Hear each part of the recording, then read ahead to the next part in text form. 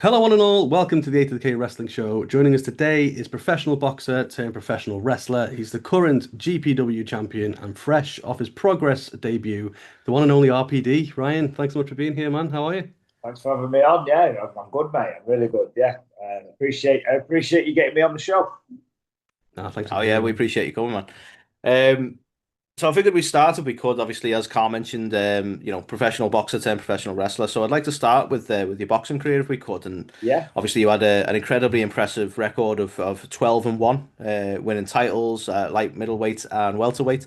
yeah, Um, but obviously, it was also a career filled with adversity. You overcame heart abnormality early on, and then correct me if I'm wrong, but I believe a brain scan ultimately led to your retirement. So, if it's okay, I just wondered if you're okay, sort of talking about sort of, absolutely. Yeah, I yeah, suppose, what happened and how you dealt with such a life-changing thing.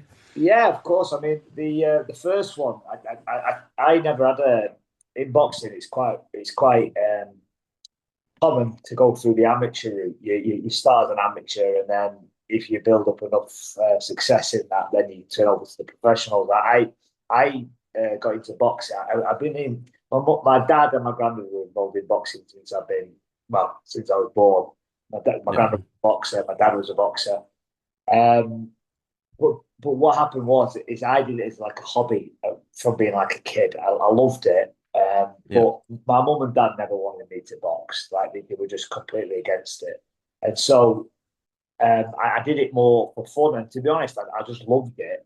And if I'm honest, I never thought I'd have the guts really to get in a ring for real. Mm. I went and watched a lot of my friends and stuff who were in like amateur clubs, boys clubs when I was growing up. And I used to be nervous for them. So when I went to watch them, I sat there nervous. I thought I could just never do this. And then as I got older and older and older, I think maybe I've got a close relationship with my dad and my granddad, and I Yeah. saw them as like alpha males, some of like proper men, what a man should be, and I always felt slightly inferior, I think, to them, Yeah. like I wasn't really cut from the same cloth as them.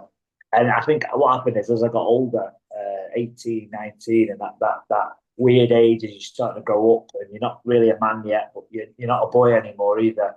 I think I felt I had to prove myself in some way to them, which I didn't, by the way, because they would never have been bothered if I ever boxed or I didn't. But I, Yeah, of I, course. I entered myself into a white, it was called unlicensed boxing at the time. Now it's kind of shifted to like white collar boxing and stuff like that. Right. But Yeah. back then it was, I want to say a little bit more serious, probably a little bit more dangerous as well. Back then it was like went back in nightclubs and stuff like that. And Right.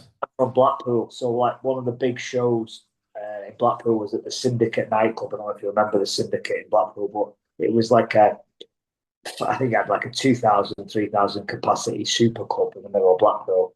And they had some great well, I say white collar, unlicensed boxing nights there. And I went to see a few of my friends there, and eventually I joined a local boxing gym and said, I'm going to do it. And my dad was like, You don't want to do that, son. You don't want to do that. But I kind of committed to it and I trained, had a fight, was awful my first fight. I won it, but I've never been as tired in my life as I was that night. And I still have nightmares about how bad that night was. But I didn't know 6 minutes could last that long, but it really does.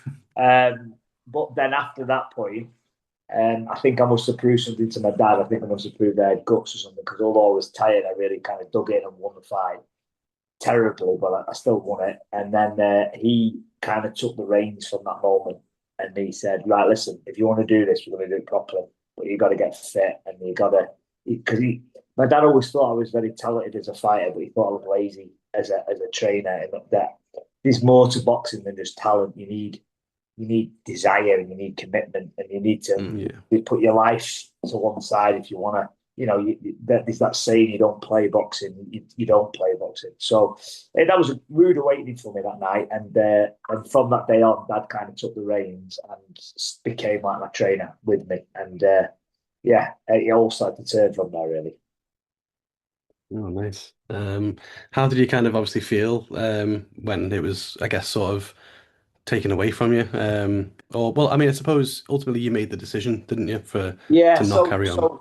so I'll catch up on that. So I ended up having 9 unlicensed fights, and back then the sort of standard was really good. There was like ex pros and ex top amateurs in the unlicensed scene, and I fought like an ex ABA champion, and I fought a couple of ex pros in the unlicensed scene. But I ended up having 9 unlicensed fights, and I won all 9 of them, and I won the British title, which then used to be quite prestigious. It's changed now, but back then the British title I won it at welterweight and at light middleweight. So like back to back, I jumped up and down the weights there. But what happened was, because I did well as an unlicensed fighter, very quickly I had people saying to me, "Ryan, have you ever thought about turning pro?" And the truth is, I hadn't thought about turning pro. It was just a bit of fun at first, and then because I started taking it seriously with my dad, then I thought, you know what, maybe. And I went down to Ricky Hatton's gym in Hyde, and he had a look at me, and he watched me spar, and he watched me spar. And so as soon as I finished, he said to me, "Ryan, I'd like to sign you up. I'd like to be your manager and take you on," kind of thing. And I was like, unbelievable, so happy, because he's a big hero of mine as well. Oh yeah. Watching him, and I couldn't believe he liked what he was seeing with me. And then I went for my medical. When I was 27 years, 24 years old at this time now. I went for my medical, and I failed the medical on like an abnormality on my heart. So this is, I'm going to get back to what you were saying then. Yeah. So, again, they didn't actually know if there was anything, but they couldn't tell me what was wrong with it. It was just an abnormal scan on in this heart. So I had to go through like a 3-year battery of tests. A 3-year battery of tests of where they tried to figure out if there is something wrong with my heart, if would it affect boxing, would it affect anything like that. And long story short, after 3 years of tests, and I didn't box that whole time, so I had like a 3-year layoff there as well. Ultimately, it came back, the results after 3. And I didn't go private, so I went through the NHS, and so it took it took time. And by the time it actually come to the decision by the doctor, they passed it off as I was okay to box.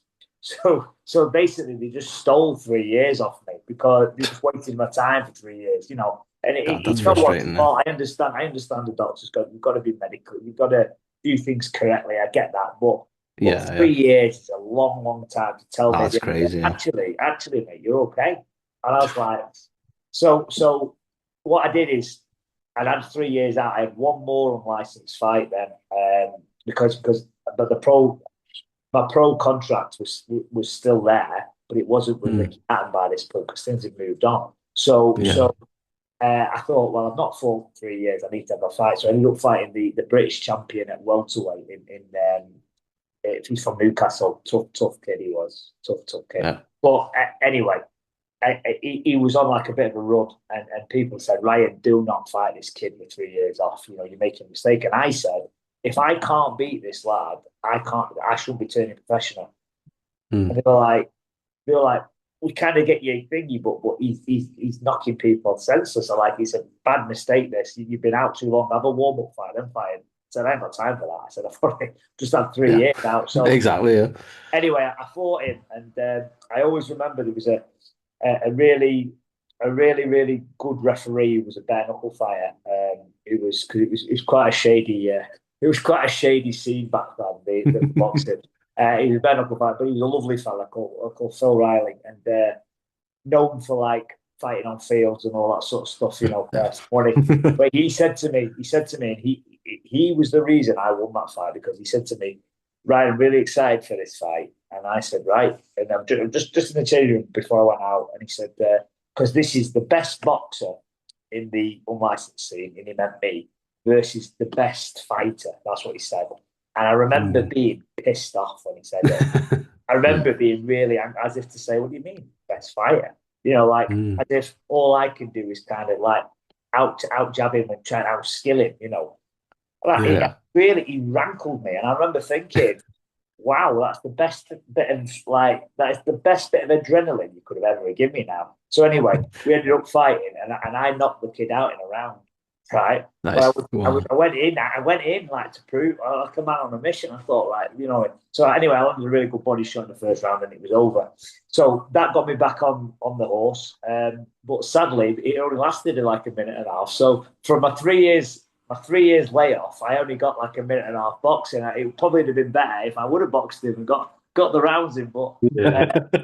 It never worked out that way. So then I turned professional, and I got signed by a big promoter in Sheffield way called Dennis Hobson, and I made my debut at the Doncaster Dome. I was 27 by this point now, and I made my debut against a guy called McCardle, Jason McCardle. And I won, and that was it. I went on a run then for, like you said, 13 pro fights. I won 12 of them. I won the international masters title while I was in the pros, so I was dead proud of that. I got to pick a title up, and before I had to retire, I boxed at the Winter Gardens in Blackpool, which was a massive venue to me. But not just of course, so many big boxing events there. But it's weirdly how we can probably jump onto this later. But this is how I kind of got into wrestling weirdly as well, because I boxed at the Winter Gardens that night, and then when I'd won, I spoke to one of the guys who was there, a good friend of mine, Tommy Ball. Actually, he was a comedian from Blackpool, and he said, "Ryan, you're a wrestling fan, aren't you?" I said, "Oh yeah, big wrestling fan." He went, "NXT are here tomorrow," and I said, "Oh yeah." I said, "Yeah." And he went, "Would you like to go? I can get you some tickets." And I was like, "Yeah, 100%. I'd love to. I'd love to go." He said, "Do any of your friends want to go?" I said, "Well, all my friends are massive wrestling geeks. Like, they like wrestling more than they like boxing. They only come to support me." I said, "Yeah, 100%." I said, let's do it." So he got me some tickets, and the next day we rocked up to. I am going to finish the medical story in a minute. I will finish it. Of course, Nice, good, yeah. I've gone off on a tangent now, and I do that sometimes. But we love it. It's what we're here for. I went to the venue with my mates, and we knocked on the back door, and on my life, door swings open. William Regal greets me, right? And That's awesome. Obviously I'm from Blackpool, and he's the guy who's built from Blackpool and has been my whole childhood. Oh yeah, there and everything. So I was like, "Oh, hi, nice to meet you," and all that. And he was such a gentleman, and he took us in. But what I didn't know is these tickets were like sort of backstage pass tickets. So we sat in catering that night. He took us straight to catering. So I've got like, back then, I think the main event that night was Finn Balor versus Baron Corbin versus Sami Zayn, who've all become like big stars. And they were just walking around us and hi boys and all that sort of stuff. It was weird as, and we met Jason Jordan and Chad Gable and all these guys who've gone on to be big names. Yeah. But yeah, it was just a really weird night. But that was the first night I met William Regal, and then I'm lucky to say I've been able to keep that relationship with him now for right since that date. So I mean, we're going on. God, I don't know how long that is now. Yeah, it's amazing. Years nearly or something. But the first time I met him. I mean, honestly, you couldn't get a bigger legend than like we're Northern as well. So we love unbelievable. And to this day, I still email back and forth with William. Won't call him his shoot name on here, but he was. I still speak to him, and he like sends me. I'll send him a match, and he'll send me back like 3-page pieces of like critique on me. Wow. And he's quite harsh. I'll be honest with you. He's quite harsh. But what I mean is, what an honour that is.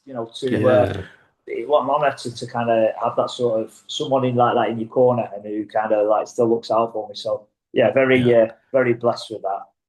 Right. So that's awesome. Now I've got that story out. I'll go back. I had my 13th pro fight, and I was I'd won this international masters fight, and I got lined up for the Northern Area title in my hometown of Blackpool for a title fight. I had a scan. In boxing, you have scans every year. Like you have an MRI, a full body medical. You know, Right. the pro boxing board, Yeah. really good. They make sure the fighters are right. So anyway, long story short, my brain scan, of course it does, comes back with something amiss with it. And when I say amiss, it's changed from the scan before. Something is different on the scan. Right.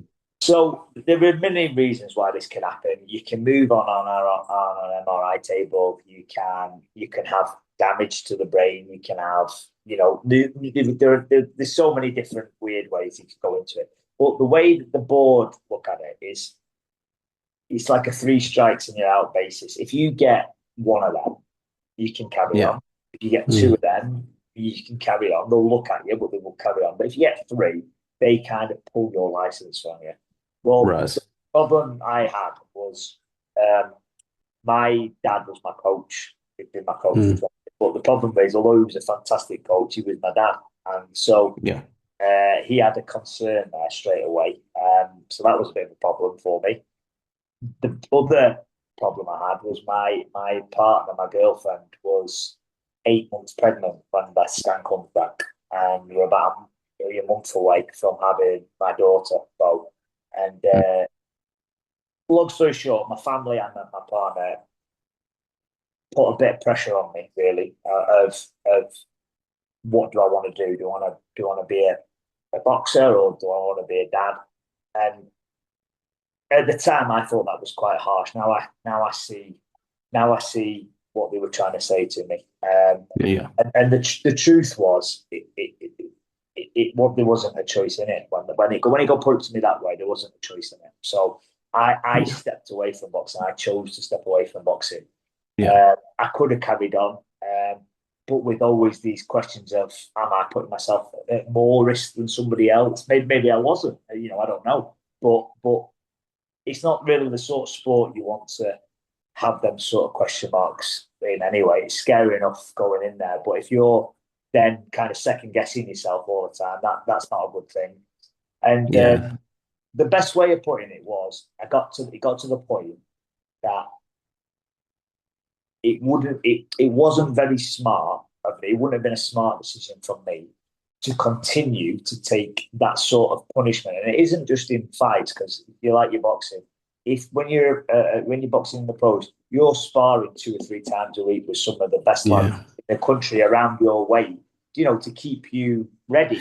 So you have harder spars, if I'm honest, than you do fights sometimes, because like you're doing 8 to 10 rounds with big head guards on, big gloves, but you're knocking bells out of each other. Oh yeah. To be honest, I hadn't considered that, but like you say, we get to see the actual fight, but the work just goes into it beforehand. Yeah. Weirdly, I can speak from experience there. I got hit more in sparring than I did on my fight. Like on my fight nights, I used to, you know, I was zoned in, I was ready to go. Whereas sometimes you've done a 3-mile run that morning, and then you're doing 8 rounds with some really good lad. You know, you're knackered anyway by the time you get there, but it's just part of your camp. And so, yeah, it wouldn't have been a smart. That's the best way of putting it. It would not have been a smart decision for me to continue to take that daily punishment, especially to the areas that boxing, you know, targets is the best way. It wouldn't have been a smart decision to continue to do that, especially with everything I had outside of boxing as well. And so I decided to step away, and that's literally it. Yeah, must have been. No, as you say, I mean, you understand why, but obviously it must have been hard to give up on that. You can tell. I think you can tell. I mean, I've learned to probably say it in a much better way now. But I was just heartbroken. I was heartbroken because I dedicated my whole, all of my early teens right through to it, and I'd been at it for nearly 10 full years by that time. You know, actually competing for 10 years. And I just felt like I was so close. That's the thing. I was so close to where I wanted to be. TV fights, title fights, all this sort of stuff. I just cracked the top 20 in the country. I was where I'd worked to be. And then I felt like it was ripped from me. And I found it very hard to understand why, what I'd done wrong for that to happen. And I was very bitter. I was very bitter. And so my daughter was born, and then during one of the happiest times in my life, and it was, to this day it was also, it was weirdly like one of the saddest times in my life as well, because Yeah. I became like a full-time dad when my daughter was born, and kind of lost me. I don't know. I was so happy to have this kid, and the happiness she brought me, and watching, Disney films with her. But what I was doing was kind of just eating ice cream, and I was drinking a bit too much because, I was having a beer at night watching these films and stuff like that. Because I thought, you've done your training and it's amounted to nothing. So, this is, so what now? This is what your life is now. What I mean is, in a good way, it's about about you. But I think somewhere along the way you lose yourself, don't you? And then I get that. and then I think you think, well, I think it was for me anyway. Then I started to think, well, I'm not. For me to be the best dad I can be, I have to be the best me I can be, and this isn't the best me I can be. I just felt like I'd lost who I was a little bit. Yeah, a lot of changes, completely understandable. Because I mean, kids in itself is a life changer, isn't it? But to couple that with like you say, just an absolute lifestyle change in terms of the career as well. It's just absolutely mental. So obviously you did stay within the the fight world. Obviously moving into pro wrestling, you started training at GPW, which is a school I actually did a little bit of training at when I was younger as well. Did you? Like Johnny Well, this is where I was going to kind of bookend that then. Like, so I've gone from this really sad place, place of like kind of giving up on myself a lot, really, and just kind of accepting a civilian life, with your daughter, and just letting myself get fat and not really caring about me anymore. Just not really caring about me anymore, just caring about the kid and stuff like that. And then I got a call from Johnny Brannigan, and I always want to put him over because he changed my life again, that man. And so I got a call from Johnny Brannigan, who was a friend of mine, and I've known him for years, and he knew that I was a pro wrestling fan, and he'd followed me in my boxing. I know him even before my boxing with Johnny. He was just a good guy. Yeah. And he rang me up and he says, Ryan, would you be interested in potentially doing some wrestling? I run a wrestling company in Wigan. And I said, Johnny, what the fuck are you talking about, mate? I said, Johnny, I'm 5'10". I am probably a stone overweight at the minute than what I usually am. I said, I've not done anything remotely physical for about a year. I said, what do you mean? He said, all that doesn't matter. He said, because you can soon get back in shape. He said, but you have got a legitimate fighting career. He said, and I can sell that. That I can sell that. Yeah. I said, that I can train you, I can help you. I said, but I know you've always loved it, and I just thought I had this idea of what we could do. Would you be interested there? And I, to be honest, kind of like not pied it off. Like, yeah, well, thanks, Johnny, for phone down. But then my head started spinning, and I thought, you know what? That could be exactly the thing I need to get me back on the hook, to find me again, to find myself again. Because I thought I've not done anything purely for myself for a long time now, and it was hindering my health. I wasn't looking good. I wasn't looking at myself or anything like that. So I said, I rang you back. I said, all right, John, I'll do it. But it was the best decision, genuinely the best decision I've ever made. And it's been, and I've said this numerous times to on social media posts and stuff like that, it's been like my second chance. That's how I've seen it. Like my second chance on my athletic career. It's how I can kind of sorry to steal a wrestling term, finish my story on my terms. So genuinely, that's the difference. I can finish it how I felt I deserved to finish it, not have it ripped from me. Do you know what I mean? And so I trained really, really hard. I got myself into really good nick again. Johnny, if you've trained with Johnny yourself, you know he's a harsh taskmaster, but he put me through my paces, and I got some really good guys to help me out at the time. Sam Gradwell being one of them. Timon Helmsley, he wrestles under Mickey Barnes now. I don't know if you know Mickey, but fantastic, and they really, really helped me. And both incredible. And yeah, we just started putting the pieces together. I had one match, and that was all it was ever meant to be, just one, and then out. But the problem was, I loved wrestling anyway, but I fell in love with performing then. Yeah. I realised that maybe I always loved performing, and that that's maybe it wasn't too dissimilar to boxing. It was physically so hard. It was so much harder than I presumed it was going to be. But I like that. I like the challenge of it then, and I think the competitor in me was like, listen, you can do something with this. Maybe there's life in this for you. So anyway, I had this first match and I rang Johnny up. I said, Johnny, can I continue? He said, I'd love to have you. So that was great. And then it's gone from there. I haven't took a backward step since. Well, not only that, I mean, you started off as a trainee, you're the current champion of it, the whole company. Well, so it's been a hell of a journey. It's been a hell of a journey. yeah. But like, what happened there was like, so I did 1 year at Grand Pro Wrestling, and when I first turned over, I had quite a big following for my boxing. I was. That's probably why I did okay in boxing itself, though, because promoters wanted me on the show because I'd take 100, 200 people everywhere, all over the country, with me. So when I turned wrestling, obviously there was a lot of people when I put myself on these posters for Grand Pro Wrestling that were intrigued really to like, Jesus, Ryan's doing a pro wrestling match. He's fighting this massive heavyweight, like. So, like the first few Grand Pro Wrestling shows, I think I was taking like 100 people with me to these shows, which were making them absolutely jam packed. But the problem was they're not wrestling fans, they're boxing fans really. But they were kind of intrigued by it. And don't get me wrong, they didn't ever look the nose, they never turned the nose up on it. They took the kids and stuff like that. I explained to them it's like family, it's for families and stuff like that, and they will get into it. And they did get into it. But obviously there was a half-life in taking 100 people to every wrestling match. I mean, it was never going to last forever. Yeah. And so we were doing it, and it was that first year, nearly the full first year, we were bringing them sort of numbers with us, and then COVID hit, and like everything changed then. So obviously we all know what happened there. We all got locked down, everything.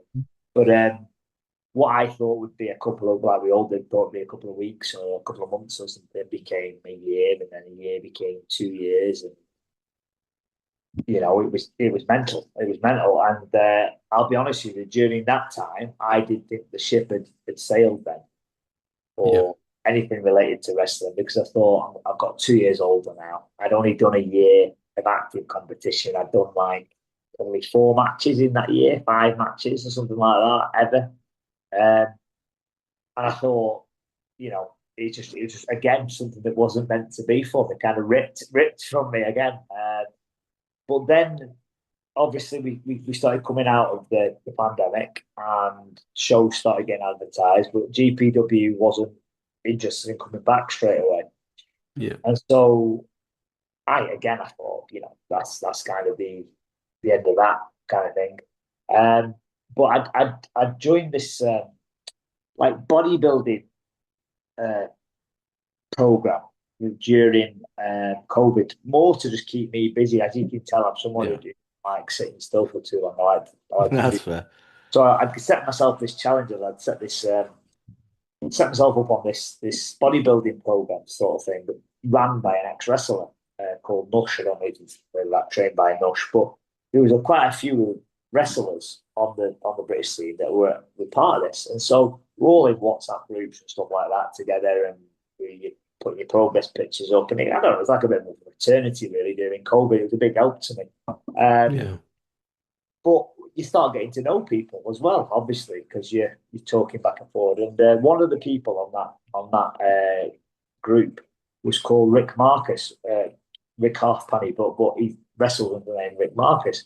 And I'd seen him on a couple of shows in my first year, but not really ever spoke to him properly. But we kind of bonded a little bit. And as time goes on, we're coming out of COVID and everything. He informs me he runs a company. He's part owner of a company in Morecambe. They were just going to start. They're literally going to start with COVID. When everything reopened, they were going to start a new company in Morecambe. Right. He said, "Listen, I've wrestled in Morecambe nearly all my career. He said, there isn't a crowd much like it. He said, you'll love it. Would you like to be part of it?" And I was like dead on it because I can't believe I know that somebody else wanted me on and everything like that. So I joined them. And they announced that on social media, as the week started to lead into everything reopening. Within a week, I had another call of another promoter. It was Wrestle Island. "Hi, we've seen your stuff at GPW. We're going to reopen. Would you be interested in joining us?" I was like, "Yeah, fantastic." I thought, "Oh my God, what's happening here?" Then I got a call of Jay Apter at TNT, and he had another, like a sub company called Superstar. I still got it now, Superstar. Would I like to wrestle on that? All these doors just started opening of this is before, COVID hadn't even fully, we hadn't properly reopened. It was all the shows about to be. Yeah, it's getting themselves ready. So I just agreed to him, and I thought, well, I'll go and do my very best at it, kind of thing. And as soon as training became available again, I got in my car and I started driving up to Manchester. And I trained at the Future Shop Performance Centre with Sam Bailey. And I known Sam before, in my first year of wrestling. And he was a massive, massive help to me to get me kind of back on the horse again. And Rick used to come down there with me, and we did train there for quite a few months consistently. And then the shows opened, and then literally that's when wrestling took off for me properly, because all of a sudden I didn't have 100 of my own people in the crowd. I had to win their people,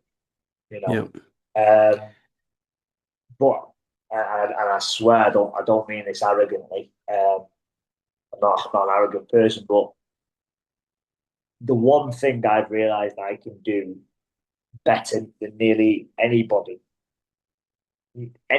on the entire scene, or certainly on par with anyone on the entire scene, isn't my wrist lock or my headlock or my technical ability, but I can win a crowd. And I truly believe that. I can, for some reason, don't know how I do it.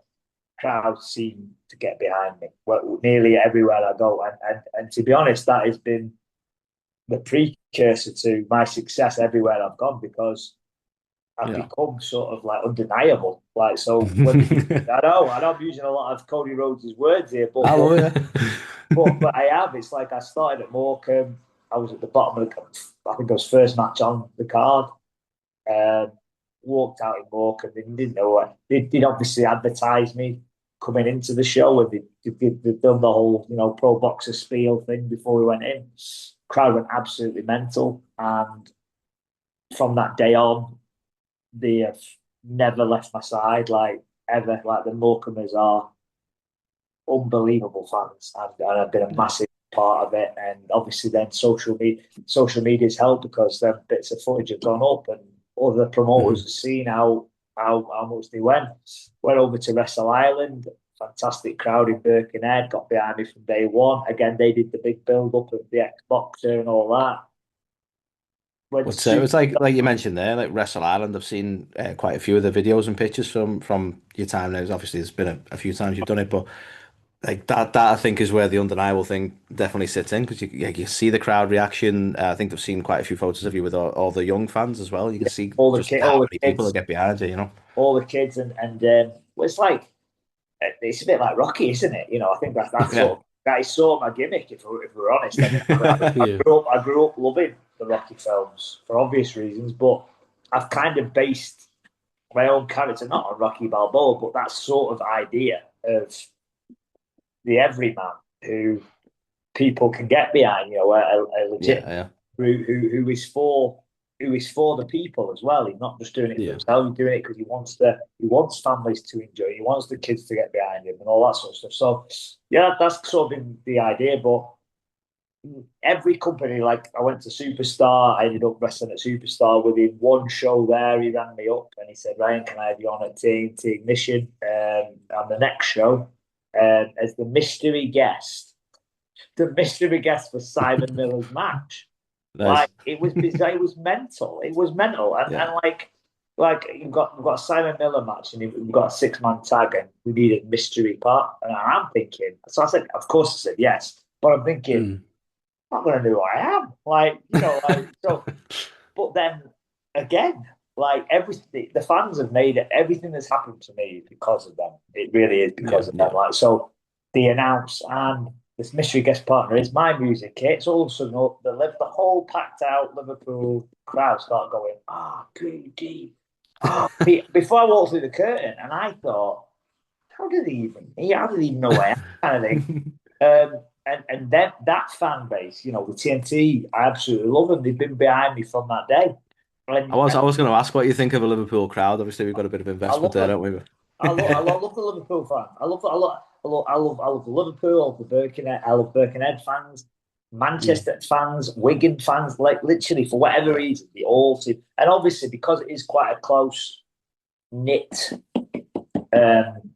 scene, well, there is a lot of sort of transferable fans, isn't there, as well? So, not just a lot of people who go to TNT will go to a GPW or a Future Shock or a Wrestle Island or something as well. So they are seeing you in other places too, and then get behind you. But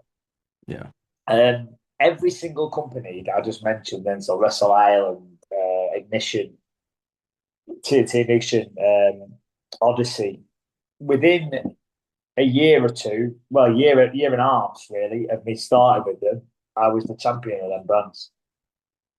Every single and at one point I was all three of them at the same time.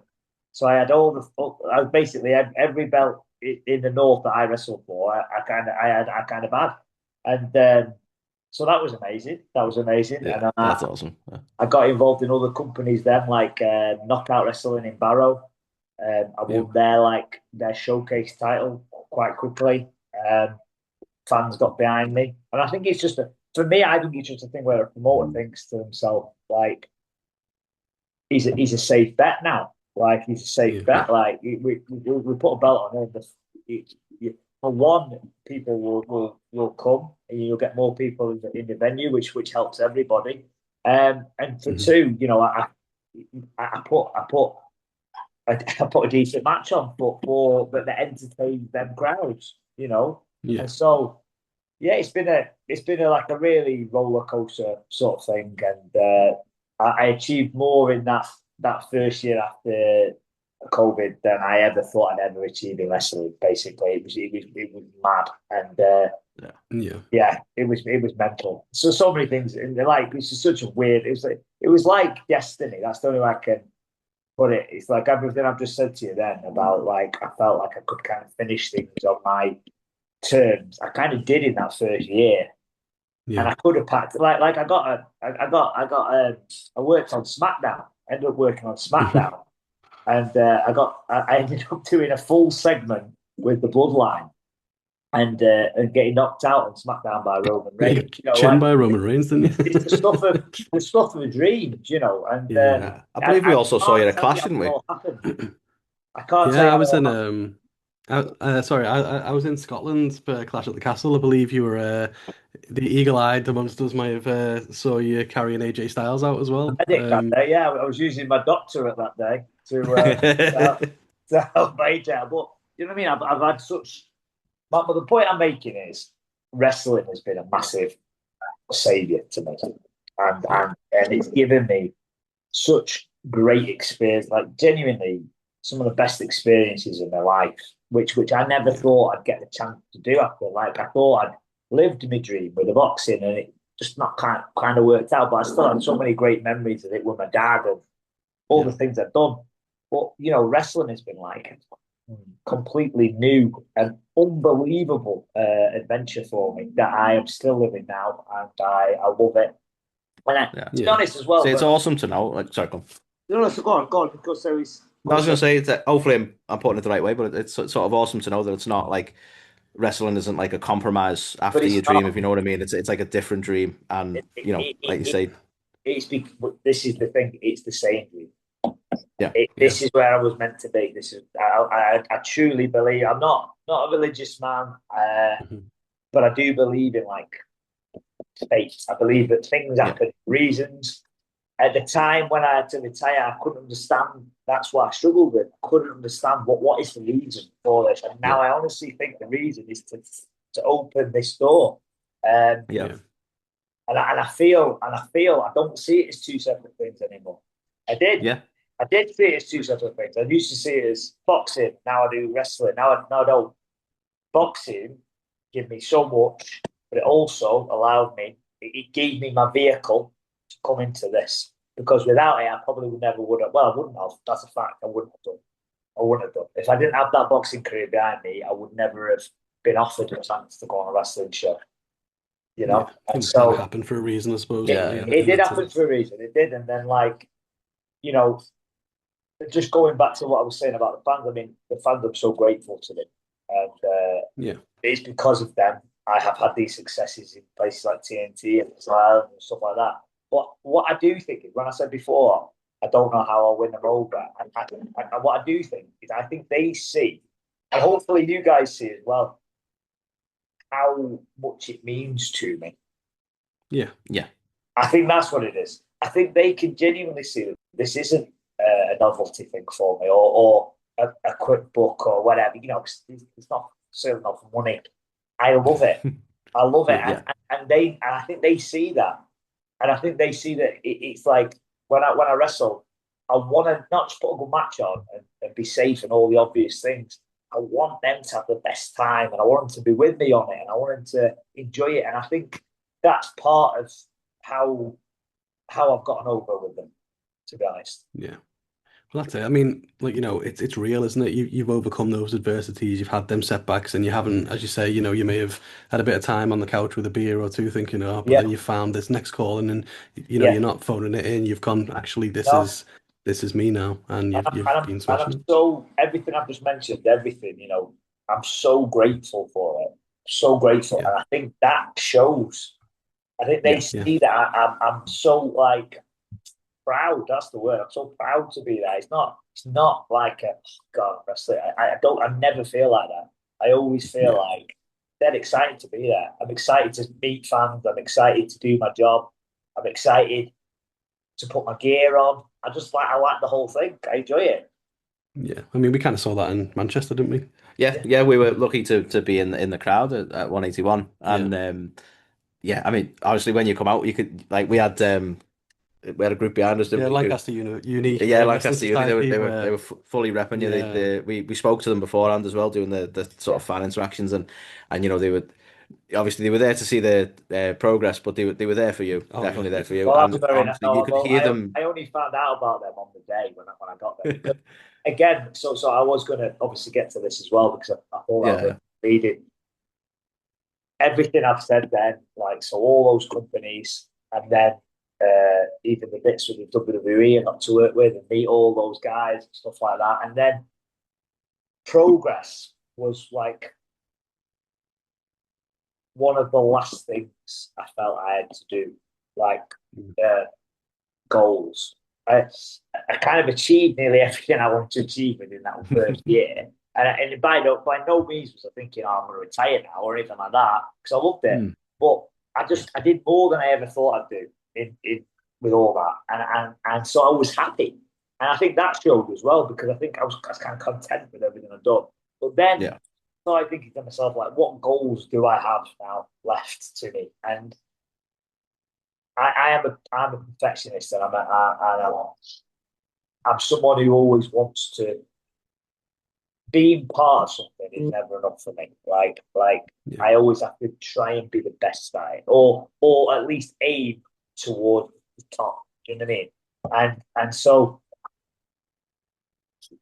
what I thought was, I would love to be able to say that when I do pack in wrestling, that I got to a level that was quietly highly regarded. You know, like I got to one of the big shows in the country, yeah, so that was Rev Pro or ICW or Progress, something on them lines. And then I could say, well, at least I got to that level legitimately on my own back as well, not being helped to do it or my name passed along or anything like that. Like on my own merit, could I get to a place like that? So that was a goal I had.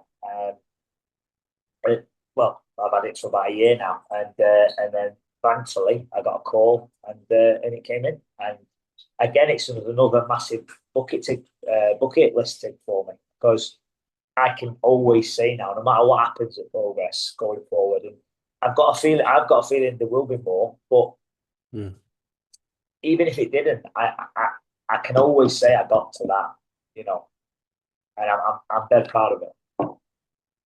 Yeah, no, I mean, it was immense, as you know, to see that and to see as well, especially because typically, you know, Progress is based in London, stuff like that, and Yeah, obviously it yeah. was a Manchester show, but you know, people could travel up from everywhere, and you still Yeah. had that following there, which goes to show it's not just about the Northwest; it's you've got that kind 100%, of yeah. reach across the country. Well, that's it again. You know, again, I'm kind of rehashing the same line again, but the fans made my debut at Progress. The fans made my debut at Progress. You know, I know I have to perform and I have to do everything, but it would fall flat if the crowd aren't with you. No, but I put exactly the same performance in and the crowd weren't with me. Doesn't quite hit the same way, you know. But I was slightly worried again, and I always seem to do that. Like I'm thinking when I'm backstage, you know, God, I hope I hope there was a few in there. I got told about the Lancaster uni, that had made me feel a little bit better. But they're only like 10, 12 lads. And I saw how busy it was in the Ritz, and I'm thinking, you know, you've got all these fans from, like you say, primarily a London-based company. Yeah. And we're in Manchester, but I'm thinking, I just hope there's enough in there that can kind of at least get it going for me and then I try and win it. But my music hit, and before I went through the curtain, I can hear them. And it's loud. Like my music was loud, but they were over my music, and I'm thinking, Jesus. And I walked out, and they went berserk, and they chanted my name throughout the entire match. Even when I was getting absolutely pulverized, they were still chanting my name, which again I think can only be a good sign for things in the future for me. Oh, definitely. Yeah. I'm conscious, obviously, we've taken on quite a bit of your time. I wanted to circle back a little bit to William Regal that you touched on earlier Yeah. on. I mean, as you say, you know, what a privilege it is to Yeah. have, you know, that mind to kind of tap into. Is there a piece of advice or anything that he's kind of given you that kind of has stood out that you make sure you try and carry with you through your wrestling journey? It gives me loads of advice, and I try and soak him up like a sponge because I know how lucky I am to have that. But one of the best things he told me, which I thought was dead good anyway, and it kind of suits my philosophy of wrestling anyway, because I grew up in like the Attitude Era, and that's my favorite time of wrestling. You know, you get all these people now who say, you know, the ruthless aggression era was better or whatever, and that's obviously subjective. But for me, the reason I enjoyed the Attitude Era is because I thought the stories were the best at that time. So even if I'm not looking at it from a technical standpoint, you know, I was so enthralled with what I was seeing. You know, Kane and the Undertaker and Austin and McMahon and Austin and McMahon was a high level skill that was going on, but it was just and I remember being so captivated by that. And that's always stuck with me. And so my sort of wrestling style itself is kind of based very much around character and very much around story and this plucky underdog with Rocky-like character that they can get behind. Yeah. But circling back to Regal, one of the best advice he ever gave to me, he said, if there is, I don't want to misquote it, but it's on these lines. If there is a 10% chance or a 5% chance of making yourself look a twat, don't do it. and honestly, when you think about that, it's just such great advice because everybody wants to be Will Ospreay, don't they? Or they want to be this phenomenal freak athlete, you know, and do these amazing things. which just isn't sometimes capable. They're not capable of doing because they're not Will Ospreay or they're not, Kenny Omega or whatever. Yeah. I could name a million unbelievable athletes. But my point I'm making is, but they try it, they watch it and they try it, and it doesn't always work. And then they look like a cheap copy of something much greater than them, Yeah. And so the way I've always took it is I stick to my wheelhouse and I stick to what I'm good at, and luckily my character allows me to do a bit of a different style, I think, to nearly everybody else on the scene, because there's not many people who does the whole boxing, more or less purely boxing gimmick. And then when I throw in a move, even something that I think is pretty basic, you get a pop from the crowd because they think, "Holy shit, he can wrestle." Do you know what I mean? And Yeah. there is a little bit of subterfuge there, really, because I can wrestle, but maybe not to, certainly not. There's a million better wrestlers than me on the British scene, but I don't know if they. I don't mean I'm not dissing anyone, because I think there's some phenomenal talents about that. But I think what I do works perfectly for me, and it makes me on the level of guys probably much better than me in certain areas. But I go to there because I stick to what I'm good at, and what I'm good at is pretty individual. And I must. So I have took Mr. Regal's advice on that, and I'm going to stay with it. I think he's a safe bet. Yeah, 100%. Yeah, I think he's a safe bet. Yeah, I'll go with it. I don't know why, but I was thinking the advice might have involved some brass knuckles or something like that. Yeah. That comes later. That comes if I ever turn bad. I'll borrow his ones off him. Oh yeah. No, he's just been a great help, and he gives a lot of advice. But what's fascinating about speaking to him is just how, what an eye he's got for it all as well. I admired him as a performer, and I admired him as a watching him on TV. But when you speak to him, he's got these levels to this, and there is levels to this, and he makes you realize how many levels there are. Because it's even the little idiosyncrasies and stuff that he sees, and you think, Jesus Christ, that's deep, but really, really clever. So very honoured to have a little bit of advice on him from time to time. Yeah, absolutely. Like you say, he's a true mind in the business, isn't he? Yeah. Yes.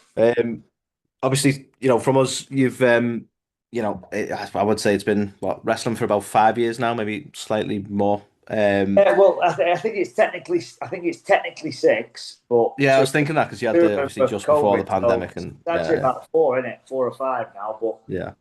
But I suppose the question for me is, we've seen the first 5. What does the next sort of 5 years look like for RPD?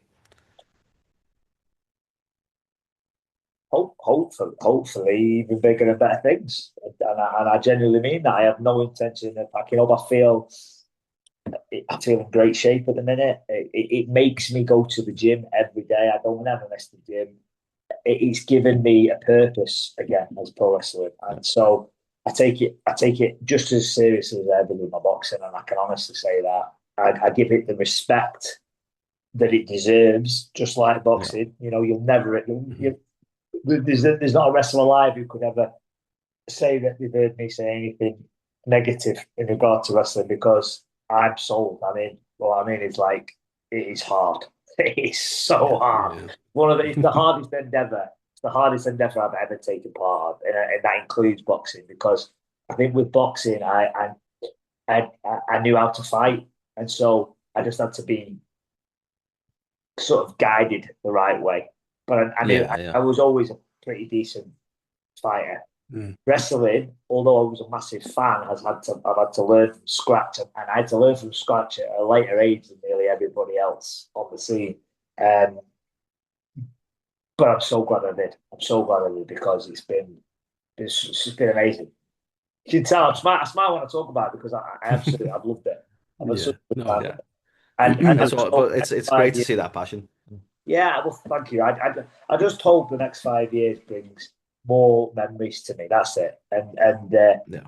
to go back to what I said, so that when it's all done, and that's what I mean when I say close the story or whatever, when it's all done, I can look back and be so proud of it all and be so thankful that my boxing career didn't work out maybe the way I thought it would, because it's allowed all this, and that's genuinely how I feel.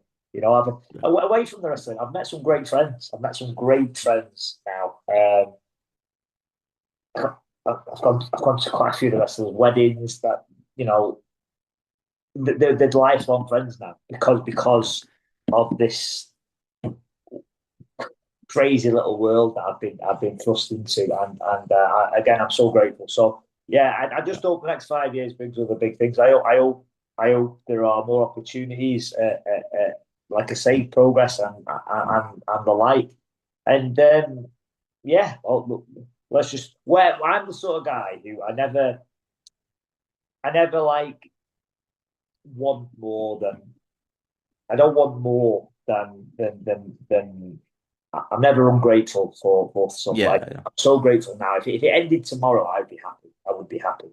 I wouldn't. I would walk away with my head up high now. But at the same time, to win a lottery, you've got to be in it. And so that's how I feel. Like, so I've done all this stuff now. I'm going to continue to try and continue to be better, to continue to be safe, continue to be someone who promoters can kind of count on to maximize their show and hopefully bring more views and whatever, which helps everybody.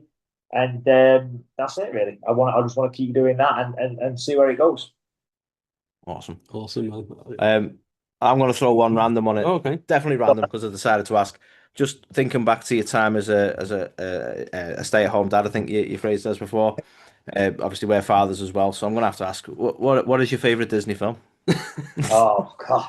Well, I've seen a lot of them, mate. I've seen a lot of them. I could do a podcast where you're just talking about that. I could tell you the whole script without thinking. My favorite Disney film. That's big. I imagine you kind of your daughter's probably got more say in what ones you're watching. Like, We've watched so many together. I mean, my favorite, and it's a boring one, is Lion King. I just think it's a classic. No, it's an absolute classic. Yeah. I do think it's an absolute classic. It still makes me. I will admit when the big man dies in it, I always a little tear. Same. Well, there's so many great ones, and I like a lot of these. I'm a bit of a classics man, me. I like the old ones. I like the old Robin Hood. I don't know if you remember that one. Oh yeah. Yeah, I thought that was hilarious. Brilliant. But I like a lot of these new ones. Like my daughter loves like Moana and Frozen, stuff like that. And what's that one? I love that one. Coco. Loved that. Loved Coco. Coco's great. Yeah, that's a great one. I think I think this is what I'll tell you. I think the movie Up. That's the best love story of any movie I've ever seen in a 1 minute or 2 minute.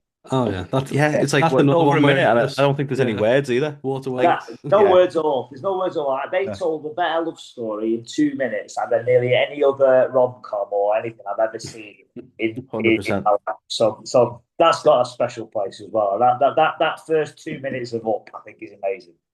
Yeah, couldn't agree. I know I'm breaking down the hard man barrier here, but no, it's parenthood. Like you said, I think I got worse since I had kids. I don't know what it is. You just start crying more when you have a kid. Even us tough guys have got to have layers, haven't we? We've got to have layers. We've got to have depth. There's got to be depth there. Us tough guys. Yeah. Thanks for including. I'll call you tough guy. I'll tell you tough guy. You got me. You got me on your side now. Now you are tough. True. Yeah. Yes, that's it. We'll stand behind you. That's it. You stand with me. We'll be back. I suppose lastly from us then, before we let you go, obviously being through everything that you've been through and the journey to get here where where you are today. Is there any advice that you would give to anyone who, maybe has kind of had the dream taken from them, or have, at that point you said where when you became a dad, you'd lost boxing and then you'd got this whole new world. Is there any advice you would give to anyone to help them through change? Just off my own experience, God, I nearly threw another. I nearly said never give up. Then, but wow, I'll stop. I will stop. No, no. But truthfully, I would say when it usually when something like that happens, you have two choices. Don't you? You can either just like roll over and get in and pack in, leave it, or you can try and find a new way home, and that's literally what I try to do. That's it. You either stop still or you try and find a new route round, and that is what I try to do, and I'm so thankful I did, because it's changed my life. It's changed my life, and I think there is always a way around. I think there's always a way around, no matter what happens. Nearly any scenario in life, never mind pro wrestling or boxing. I think there's always, and it's something I will teach my daughter that as well.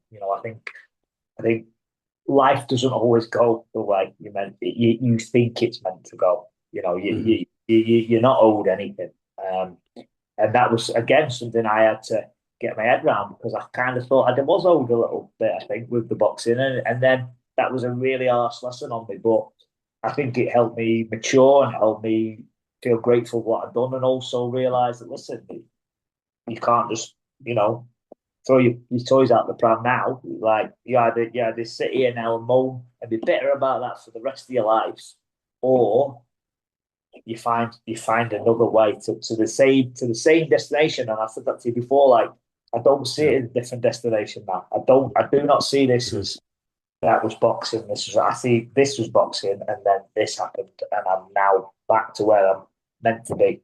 Where I was maybe always meant to be. I love it. Makes sense. Yeah, all chapters in the same journey. I hope I explained that in the right way. No, absolutely, yeah. And as you say, definitely the right perspective to look at things. But mate, thank you so much for obviously giving us the time. Before we do let you go, can you just let everyone know obviously how they can keep up to date with you and everything else you've got going on at the minute? Yeah, 100%. I'm on nearly all the social media things. So I'm on X, I think it's RPD Fighter. I've got a page on Facebook, RP Davis. I've got a page on Instagram, RP Davis again.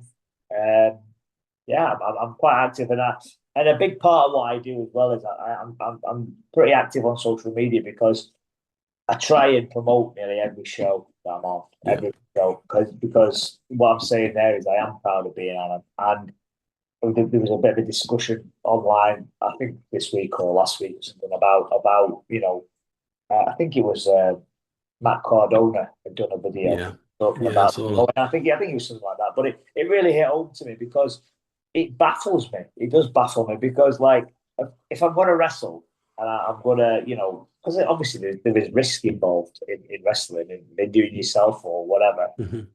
I want to do it in front of more than 3 people, if possible. You know what I mean? I want it to be. I want to do it in front of a big crowd. I want it to be financially successful for the promotion that I am working for, so that we get another chance to do it again. Because that's the idea, I might not see that money. I might not see that money, but I will see the next show if I do it well. And that's why it's a team effort. It is a team effort. We want this scene to thrive, and the way that at the end of the day, no matter how many people say it any other way, this is a bums in seats business.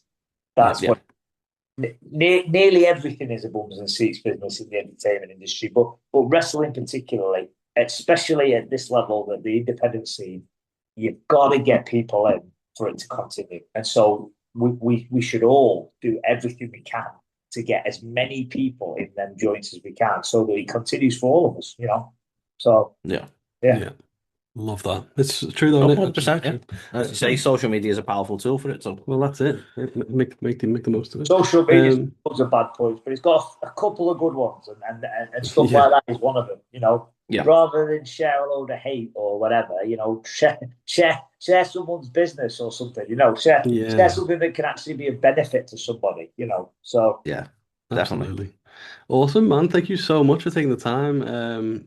Just awesome conversation. Thanks for giving us that insight into it. No, thank you for having me on, boys. I really enjoyed it. A to the K. A to the K.